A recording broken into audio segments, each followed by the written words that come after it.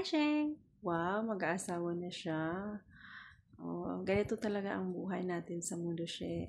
Darating tayo sa point na magsisettle. So, yun ang pag-aasawa. So, only I can advise is make your relationship strong.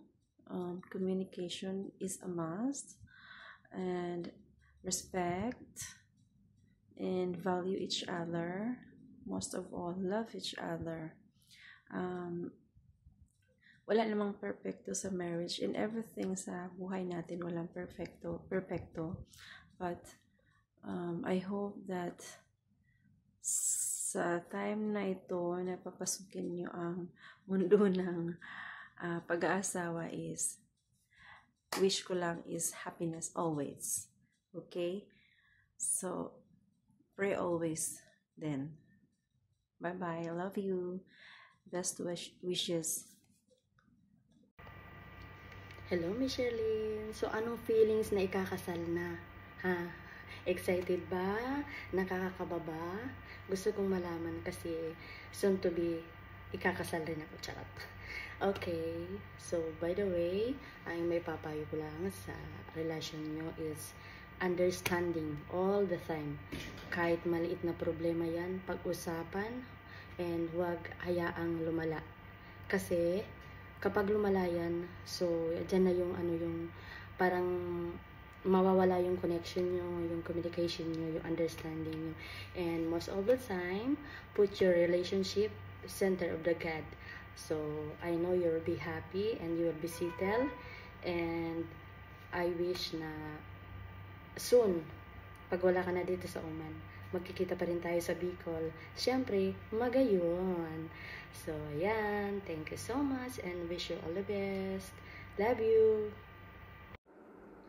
Hi, Miss Sherlyn! I would like to say congratulations in advance kasi ilang months or days na lang before your wedding day. So, ayan, congratulations. I will pray always na healthy ka and to your family and si Mark also. At saka, lagi mong ipag-pray at lagi mong ilagay sa center si God para maging strong yung relationship niyong dalawa. So, ayan nga, darating talaga sa point na mag-separate ka sa parents or sa family mo kasi ikakasal ka na nga. So, this is it na.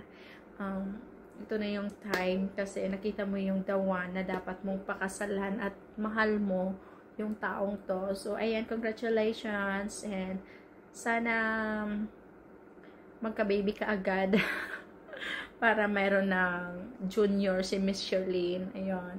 I'm so happy kasi part ako ng life mo as a friend and as a workmate. And ayan, enjoy your bridal shower.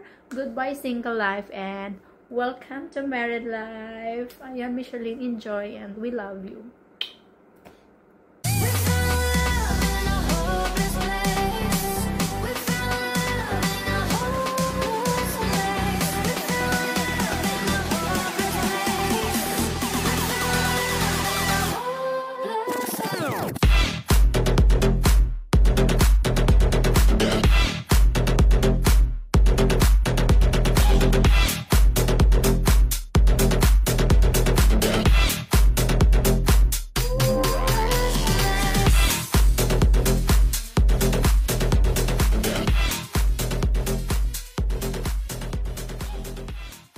She is so beautiful, a work of art, a masterpiece that touches every part of my soul. She's the shining star. She is so beautiful, near or far.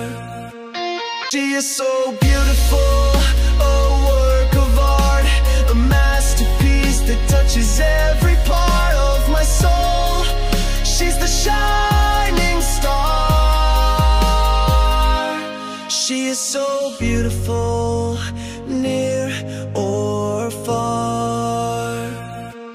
She is so beautiful, a work of art, a masterpiece that touches every part of my soul. She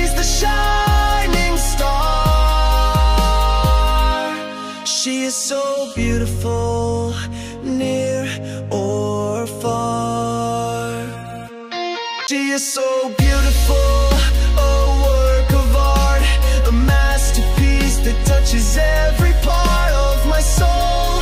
She's the shining star. She is so beautiful, near or far. She is so